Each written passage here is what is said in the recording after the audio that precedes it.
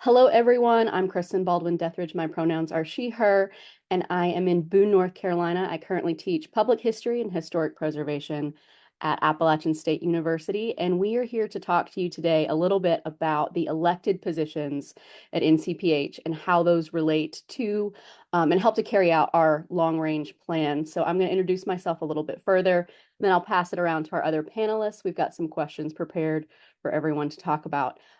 If by the end of this you still have more questions, please reach out to us at ncph@iu.edu and we'll get those routed to the right person to make sure that your questions are answered. Um, just a little bit about my various roles with NCPH. I have been involved with the organization for a while now, since grad school. I think that's when a lot of us find NCPH. And I've served on several different committees. Most recently, I was a past board member and served on the Long Range Planning Committee, and now I'm a member of the Nominating Committee. And I will pass it over to Krista. Thanks so much. So I'm Krista McCracken. I use they, them pronouns.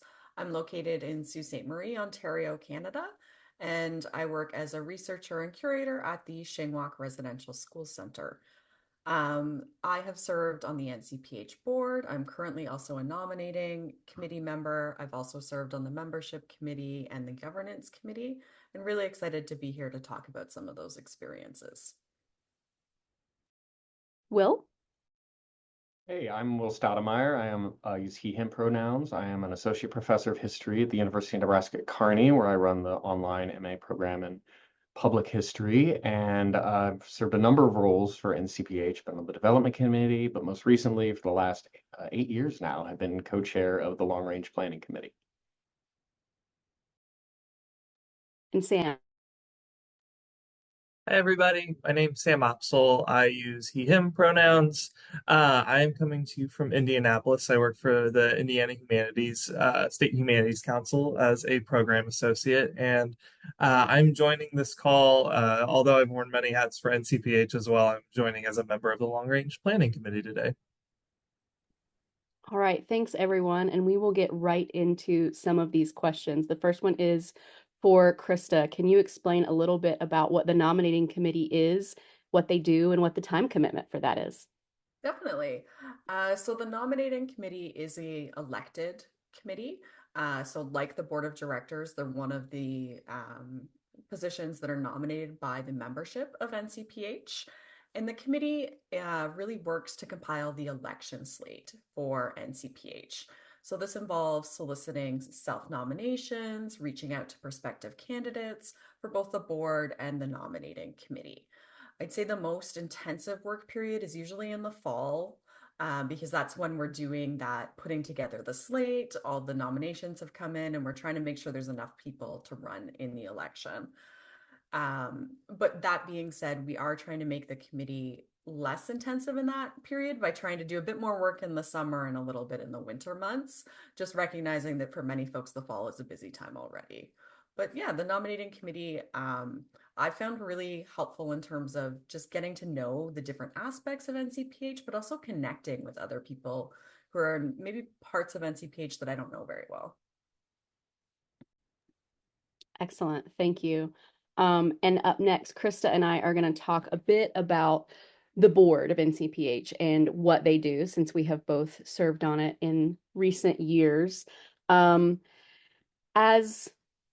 I believe we've said already, board positions are all elected. So the full membership, no matter if you have been a member for 2 days or 2 decades, you are invited to vote for your board of directors.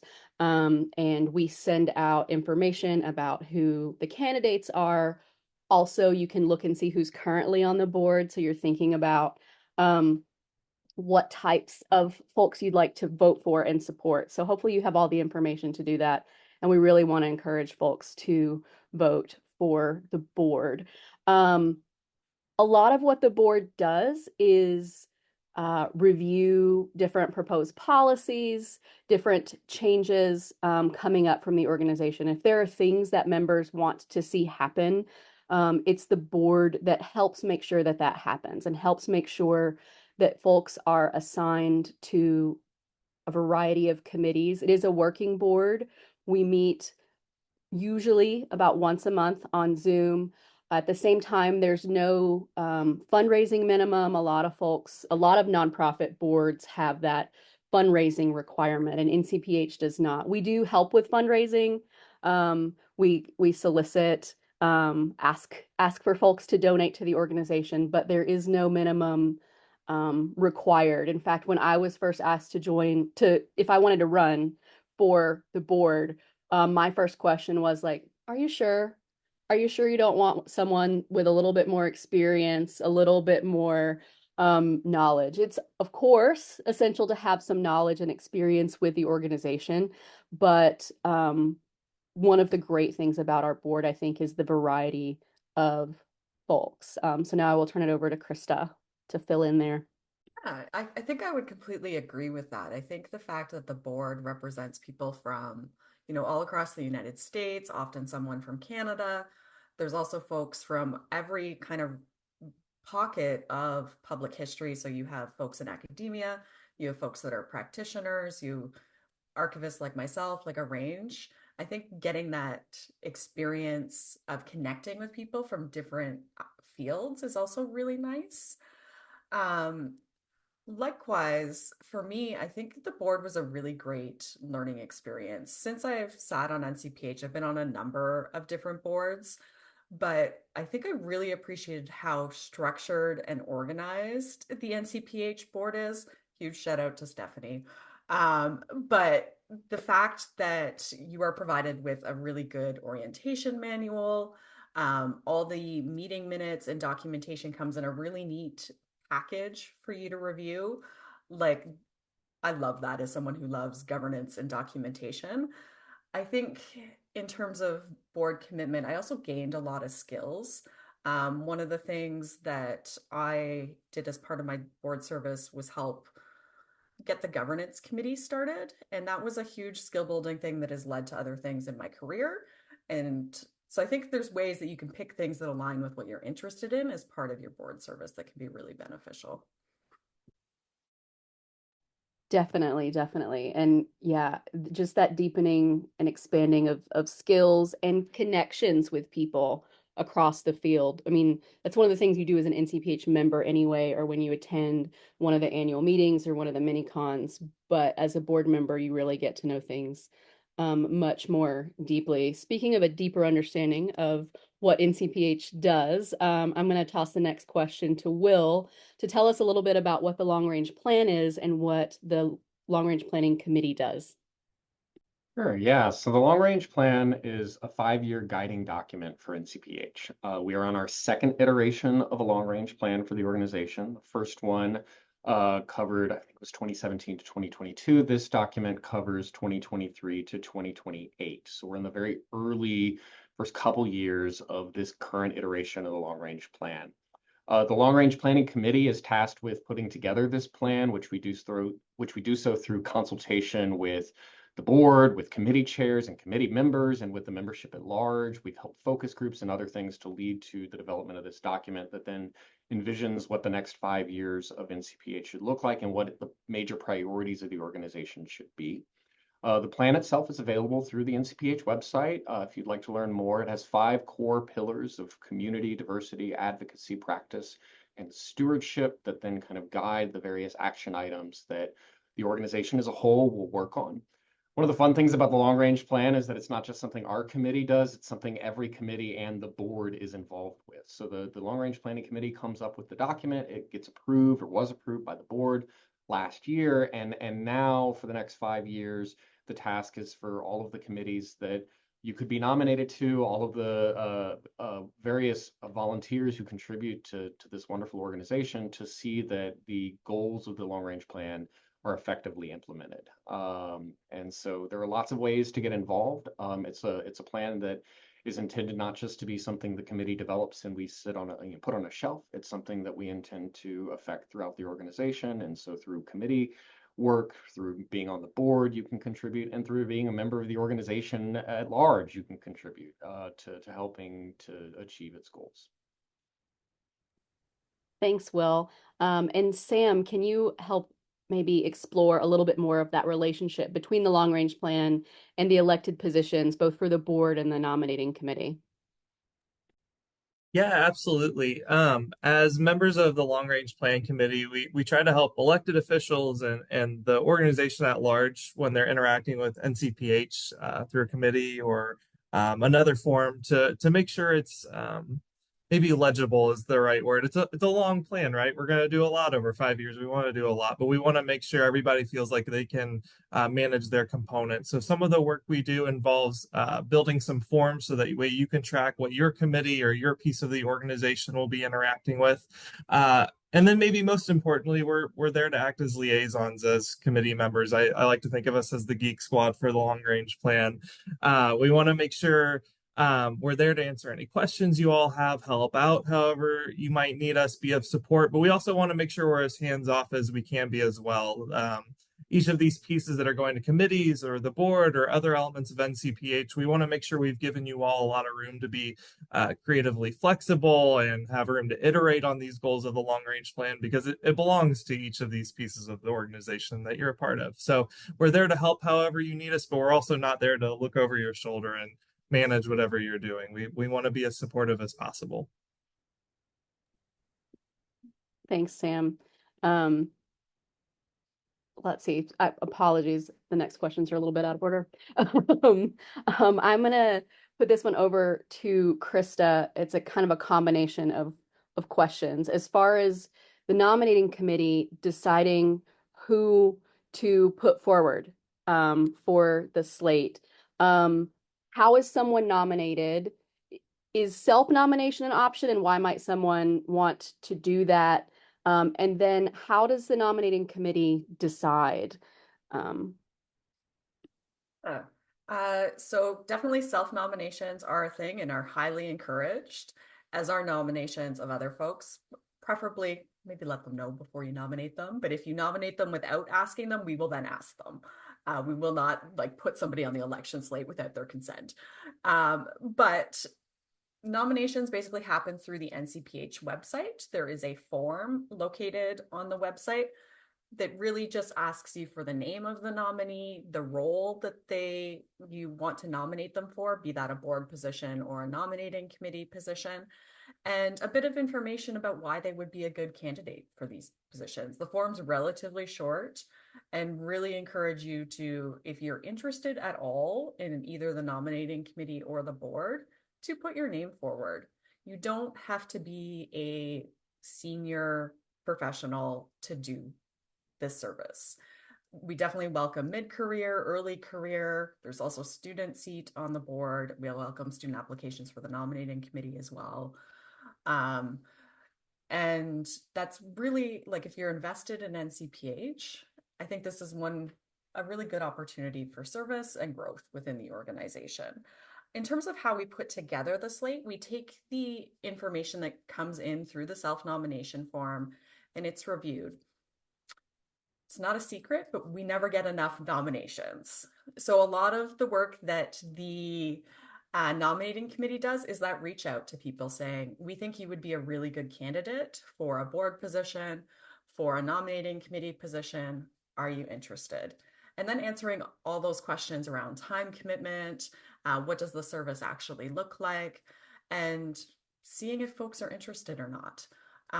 Depending on the year and how many folks are being elected, there's a lot of people that have to be on the slate. Basically, for every single position, we need 2 candidates. For like nominating, for example, if there's 3 empty seats, we're running a slate of 6 people. And so finding those people and putting together a slate that represents NCPH broadly speaking, but also takes into consideration the long range plan and things like development of the board and succession planning. So thinking about what skills are needed on the board, what skills are needed on nominating committee, geographic diversity, those are all things that get considered within the nominating committee when we're putting together a slate. Thanks, Krista. And I just want to also emphasize that, as they said, if you are at all interested, feel free to put yourself forward. And we're going to go over in brief right now the answers to some of those common questions that Krista said folks who are either nominated or who are considering self-nominating ask. But if you have more questions, again, please reach out. We'll go over all of this again before you're committed to run for election. So I want to talk just briefly about the kind of mentoring and onboarding support for incoming new board members, especially. Um, as we have mentioned, our board is a working board. They do a lot. There are monthly board meetings by Zoom. And of course, like things happen and sometimes we need to miss them, but we assume that folks are going to be able to meet on Zoom once a month for an hour. And then there are two longer board meetings, one in the fall and one during the annual meeting, wherever our conference is. Um, but before all of that happens, as a new board member, there are orientations over Zoom with more experienced board members to answer your questions directly, go over some of those expectations and things again once you're elected. There is also a separate orientation to the NCPH budget. And one of the things that I feel like I learned so much about the organization, and I had served on a couple of nonprofit boards before, but they were quite different from NCPH, and things like Krista said earlier that I've taken with me into some other nonprofit service. Learning about some of the budgeting things has just been so, so useful. And our folks who work on that, Sharon, our treasurer, does just an amazing job of explaining that to those of us in the humanities who are perhaps a little stressed by all those numbers. So that's really important. And getting that one-on-one time to just ask questions is great. You will also find recurring board members taking that again for a refresher. After every monthly board meeting, there are also some brief kind of training and retraining things for different folks on the board. Just little 15-minute short things. Those are optional. But if you want a refresher, if you have more questions, that can be a great way. And it's also a good way if you don't have questions. Then you can head out and you're done at the end of the kind of agenda listed board meeting. All incoming board members are assigned an experienced board mentor. So again, someone one-on-one, kind of off the record, you can ask questions and backgrounds for. It's really, really helpful. We also work closely with the NCPH staff. So I'm going to throw it back to Krista to talk a little bit about NCPH's staff and what the board relationship with them is, and maybe the flow of a typical board meeting, just so folks have an idea if you're up for that. Yeah. So NCPH has 3 full-time staff, Stephanie, Megan, and Stasia. And so executive director, program manager, and membership manager. The board works really closely with Stephanie. I would say Megan works more closely with the conference committees. So folks who do service there will get to know Megan quite closely. And in terms of the average board meeting, as mentioned, it's typically an hour. It's virtually on Zoom. And there's always in between board meetings, weekly updates from Stephanie. So you know what's going on like throughout the month with NCPH. And then at the board meeting, there's a set agenda that is timed, which I love. I see nods that goes through any pressing business, typically a look at the budget, things like that. Some of the other staff do occasionally come to the board if there's a pressing matter related to membership or conference for presentations. There's sometimes presentations from folks like the Long Range Planning Committee or the Governance Committee or other committees with NCPH that want to present something to the board. Very collaborative board experience though, and a lot of discussion, which I really appreciated. I always felt like I was able to speak my mind while on the NCPH board and that I was listened and heard. Thanks, Krista. Just a few more things about the board. Board terms are 3 years. I realize we haven't mentioned that yet. That's an important consideration. They start just after the annual meeting. So this year it will be just after the conference in April in Montreal. Definitely check that out. The call for posters is out now. The call for working groups will be coming soon if you're thinking about joining us in Montreal. That's going to be great. But even if you can't attend, you can still join the board of directors or the nominating committee. So it's for 3 years and you rotate off at that point. As Krista alluded to there, the board can help with conference things some, but generally Megan Hillman, the program manager, works directly with the program committee for the conference. So it's not the board's responsibility to read through proposals and decide to accept those or not, things like that. Let's see. I feel like there was one more thing. I just want to make sure that we've answered some of the most common questions there. I think that is most of it. I also wanted to add, I know that for a lot of folks in kind of the post 2020 world, the idea of more meetings on Zoom can sound a little bit exhausting. Um, I was on the board in 2020 when we had to move our conference online. And that month before that meeting, I think, oh man, I might have Zoomed with people almost every day that month. It was a lot. But what I can tell you between that and other NCPH committees I have served on, as Krista implied, and I think Sam and Will represented this as well, I never dread meeting with folks from NCPH. These meetings are generally like fun and supportive, comfortable places to share your opinions, whether they mesh with the opinion that was previously shared or not. That's important. We need folks who are pushing the organization in different ways, and that's something that NCPH really welcomes. And that again, I tend to leave these types of meetings invigorated as opposed to some of the other meetings that we have to do for work. So for me, it's always been a really fun experience. And I think that shows as well because you will find folks who join one committee within CPH and then they join a different one, or then they do a different one, or they run for an elected position, and we move forward generally. And that's really fun. I think that speaks a lot to the collaborative environment that we've been talking about. Can anyone else think of something important for folks interested in these elected positions to know, or anything else about how the long range plan interacts with these positions? All right, I just wanted to make sure. Thanks everyone for your time. Thanks for listening. And again, if you have other questions, reach out to us at ncph at iu.edu. Thanks and have a good day.